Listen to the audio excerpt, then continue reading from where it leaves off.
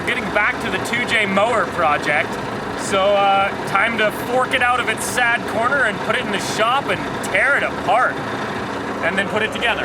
You know, the usual procedure.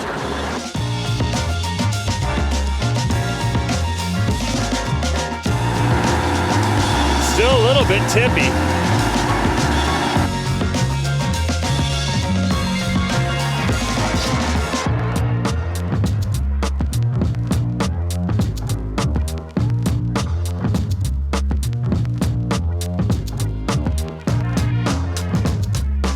Finally got the 2J back in the shop. It was kind of a disaster getting it out of its corner. I think what would be the ideal thing for this project is for it to be as much tractor as possible still, so that it's completely ridiculous that it has a 2J in it. So obviously, like, some of this stuff just isn't gonna work. Like the rear end, it's all designed to be hydrostatically driven.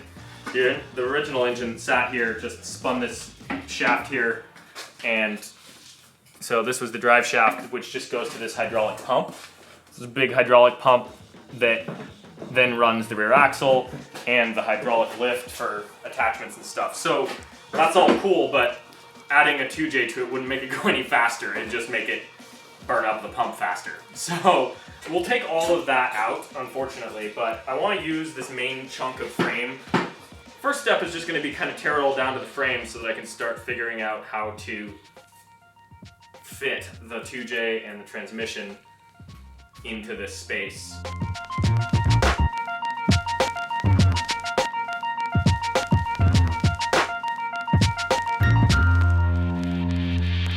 Starting to get the back end apart here, and there's going to be not a lot left that we're going to use. We do have ourselves a set of portal axles now for something. They're I don't know how much horsepower they handle, but they're pretty freaking beefy. I don't know, we'll throw those in the pile and maybe use them for something someday. So I've been thinking about it as I've been tearing it apart. And miraculously, after who knows how many decades of sitting out in the weather, these tires hold air. So we're gonna use them for as long as we can, which may just be a couple of burnouts and then they blow up. But I think the way to make this mower more awesome is to make it more rat roddy. Like, just make it as crusty and artsy as possible.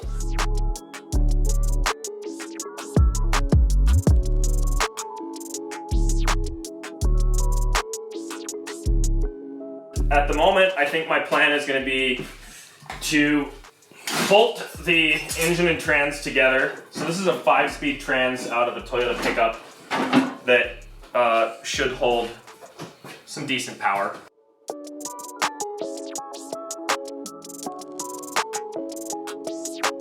We're out here looking at our options for the rear axle for the 2J mower, and one of the options is this, which is a trailer that the mower came on. And this trailer has an old truck axle in it.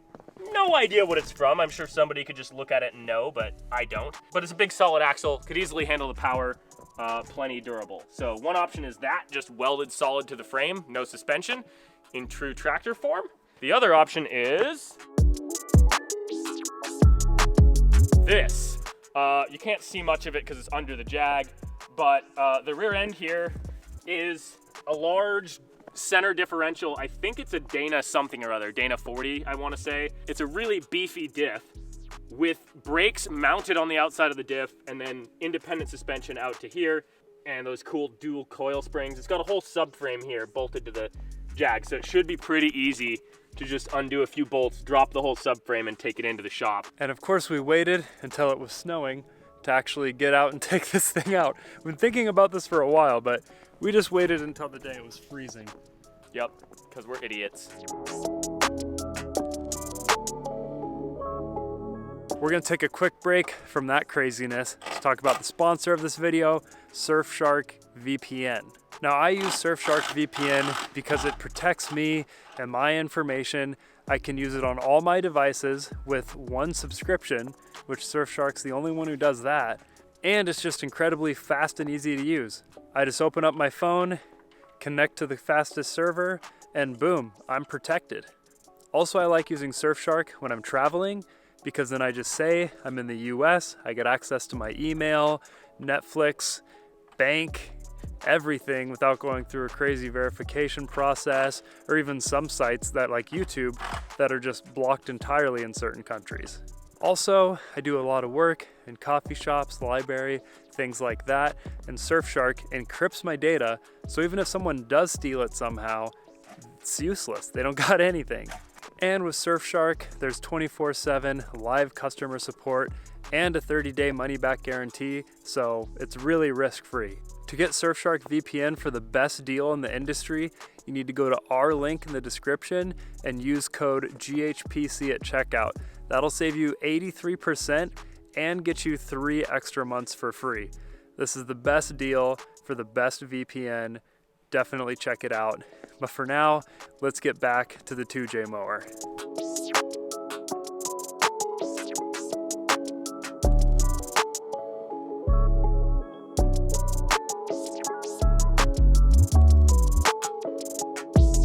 The craziest looking rear end. It really is. It's a really weird setup. I like it. You think it's gonna work now that you really see it up close? I don't know. I think the only way to tell is to set it next to the mower and see if it looks good. Well, it's going pretty good. Got the drive line detached, which was somehow partially full of gear oil. I'm guessing just that whatever seal in the diff here was, or maybe it's meant to be that way. I don't know. Anyway, it's leaking a little bit. Catching it with this cardboard box, so that's good.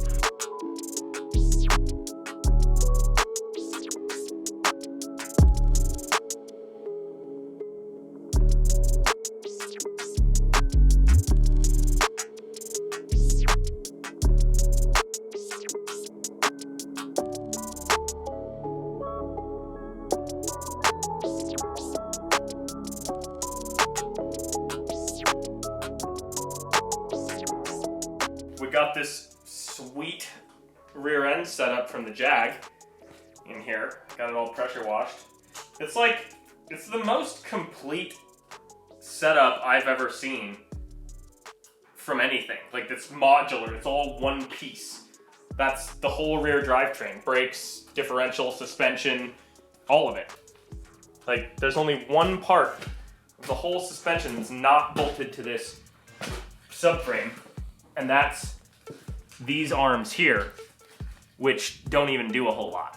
I'm sure that Jag had a reason for them, and I'm sure it's less strong without them, but the way that this setup is built, it's rigid even without these attached, so I'm not sure exactly what the purpose of these was, and I'm sure that it was an important purpose on a car, but pretty sure that it won't be that important on a mower.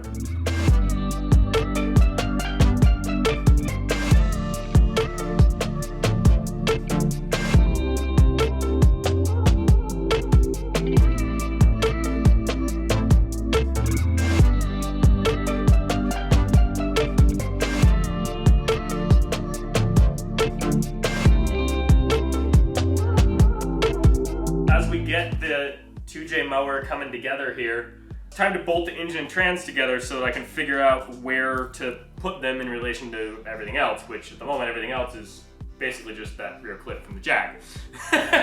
But the point is, we got this 5-speed Toyota pickup truck transmission that should hold a decent amount of power, given that we're, going super lightweight compared to an actual Supra.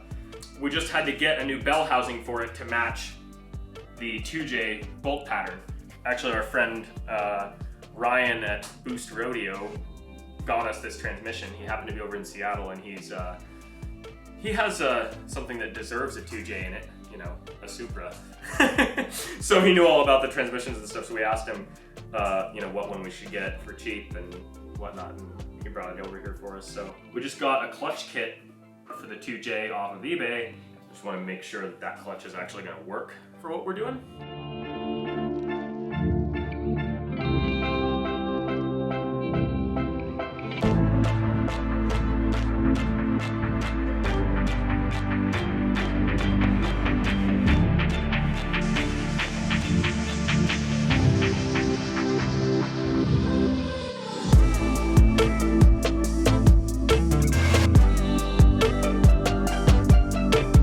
I got the clutch all bolted up here, and I was starting to put it together.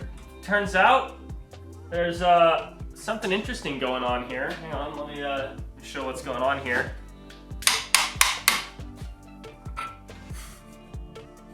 That's a piece of the block that was broken off and JB welded back on. So that was really doing a good job of mounting the transmission.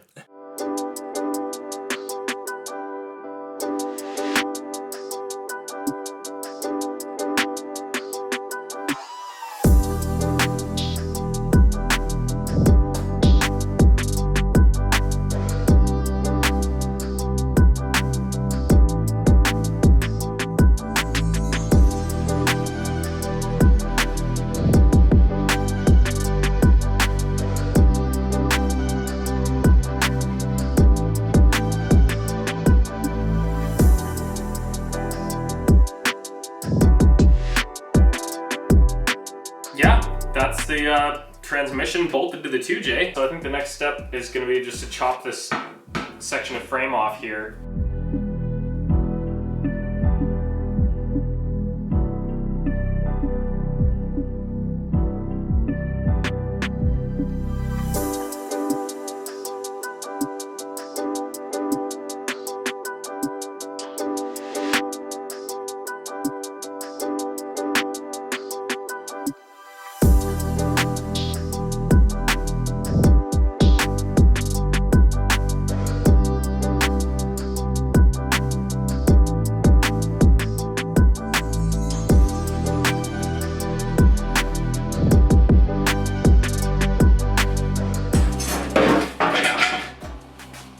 Trying to take off the jack stand, right? Yeah, that's what I wanted. I wanted it to, just come off.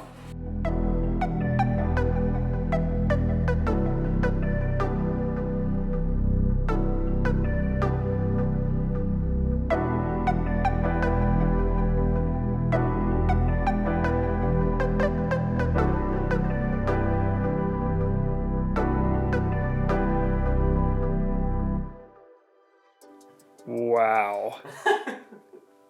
This is gonna be a thing. It looks way taller than it's gonna be right now because the tires are just like sitting on the ground, nowhere near the center of the axle, and then everything's way up on jack stands. So it'll be way lower than this, but it's gonna be awesome. Like, look at all this room for my feet. We've never built anything with this much foot room. I mean, aside from actual cars that we modified, but. Yeah, so now we've got the rear end. Definitely gonna use this the way it is. I'll change some things for aesthetics, but it's a great setup. Got the transmission figured out. The engine will work for now to, make everything and attach everything. So the next step is gonna be figuring out the front end, what we're gonna use up there, because we're not gonna use that tractor front end. It's just not worth it. Like, it weighs a ton and has no suspension and terrible steering. That's not going to work for what we're doing. Yeah, so we'll look into some options for what to do for the front suspension and steering setup, figure that out, and then start building a chassis, which conveniently the chassis is going to be really basic because this subframe's all self-rigid, so we just have to attach that to the chassis. And then at the front, that giant cast iron block of 2J, we can bolt like whatever subframe for the front suspension we use, we can just kind of bolt it to the engine and use the engine as part of the chassis.